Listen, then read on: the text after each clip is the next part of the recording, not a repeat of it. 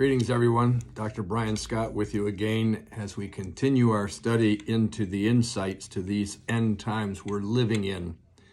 We are really in the midst of the last days. I'm in 2 Timothy chapter 3, verse number 2, sharing some of the significant factors that the Apostle Paul indicated would denote these perilous times in the last days.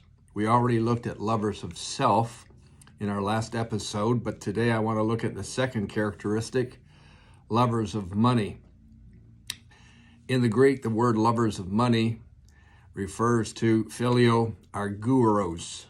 Phileo, of course, means brotherly love, love between two individuals, possibly a boyfriend and a girlfriend.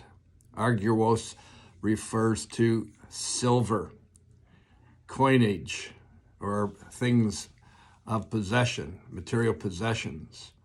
What Paul's saying here is that people will be so consumed with themselves and with money that they will be over the moon. They'll be completely committed to finances, to money, to wealth, to accumulating it, to getting it, keeping it. Many of the characteristics I've just stated are contrary to what the Bible refers to in terms of give, and it shall be given back to you. Good measure, pressed down, shaken together, and running over. But this concentration on money has taken over our country. In the last 3 years, particularly in the United States, we've seen a term called quantitative easing. They have been issuing billions and billions and trillions of dollars into the economy to keep it afloat. Canada hasn't been far behind in that. During the recent pandemic, over the last 2 years, we have seen literally billions of dollars wasted, billions of dollars inserted into the economy, much of which we don't even know where it went. We have the greatest deficits we've ever had. In fact, we'll never get out of these deficits. We've had the greatest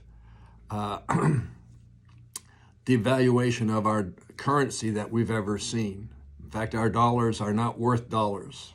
They're worth pennies on the dollar. All of this because of the love of money, which in 1 Timothy 6:10 is referred to as the root of all evil.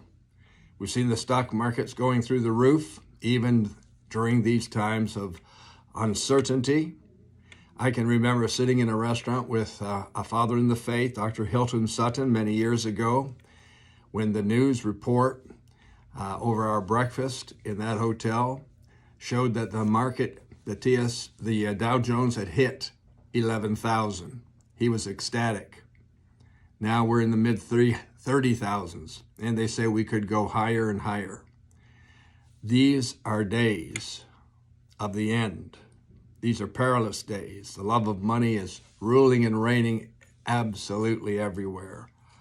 And as Paul said, these are the symptoms that will cause us to end up in perilous times. Maybe even with the Antichrist taking over the monetary system around the world. Wow, lots to think about.